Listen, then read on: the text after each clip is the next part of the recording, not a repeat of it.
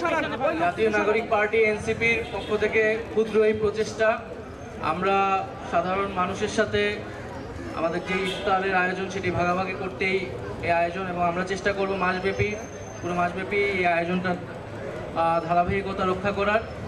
এবং আজকের আয়োজনে যারা আমাদেরকে সহযোগিতা করেছেন আর্থিক ও অন্যান্য নানাভাবে, তাদেরকে ধন্যবাদ জানাচ্ছি। আমরা শুধু একটি কথাই বলবো যে রমজান মাস চলতেছে, রমজান আমাদেরকে আত্মসংযম এবং ধৈর্য এবং সহনশীলতার শিক্ষা দেয়। আমরা সেটা ধারণ করব।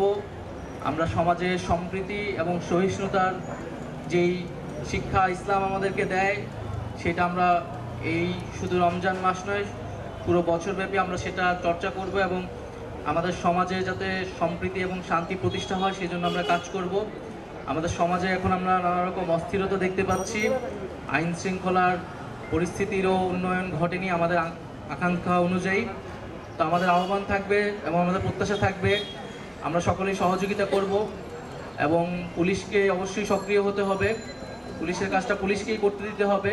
আমরা নিজেরা কেউ আইন হাতে তুলে নেব না এবং শান্তি, সম্প্রীতি এবং সহনশীলতার চর্চাটা আমাদের প্রত্যেকের নিজ নিজ জায়গা থেকে আসলে করতে হবে এবং সকলে মিলেই আমরা এই সময়টা কাজে লাগাবো যাতে আমাদের দেশের সামনের দিকে সমৃদ্ধিটা হয় এবং পুরো রমজান মাস জুড়েই যাতে দ্রব্যমূল্য আরও নিয়ন্ত্রণে থাকে এবং ঈদের সময় মানুষ যাতে স্বস্তিতে ঈদের বাজার করতে পারে এবং নিরাপদে তার যে বাসায় ফেরত যেতে পারে, নিরাপদে সড়কের যাতে নিরাপত্তাটা থাকে, সেই বিষয়গুলো সরকার নিশ্চিত করবে, এটা আমাদের প্রত্যাশা থাকবে।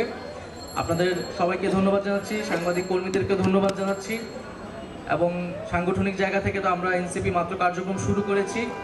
রমজান মাস হচ্ছে আমাদের খুব বেশ বড় কোনো কর্মসূচি থাকবে না। আমরা মূলত আমাদের গঠনতন্ত্র এবং আমাদের পরবর্তী পরিকল্পনা এবং সাংগঠনিক যে কার্যক্রম সেটাই করব আমরা, এবং হয়তো রমজান মাসের পরে আমাদের পুরো দেশব্যাপী আমাদের যে কার্যক্রম সেটি আসলে শুরু হবে। তো আজকে সবাইকে ধন্যবাদ জানাচ্ছি আপনাদেরকে আসার জন্য এবং যারা এখানে ইফতারে এসেছেন।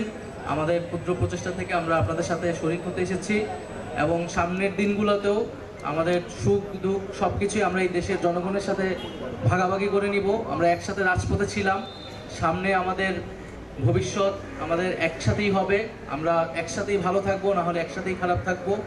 একসাথেই আমরা লড়াই করে বাংলাদেশটাকে একটা জায়গায় নিয়ে যাব, সেটাই আমাদের প্রত্যাশা থাকবে। ধন্যবাদ। আসসালামু আলাইকুম। সকলকে ধন্যবাদ জানাচ্ছি।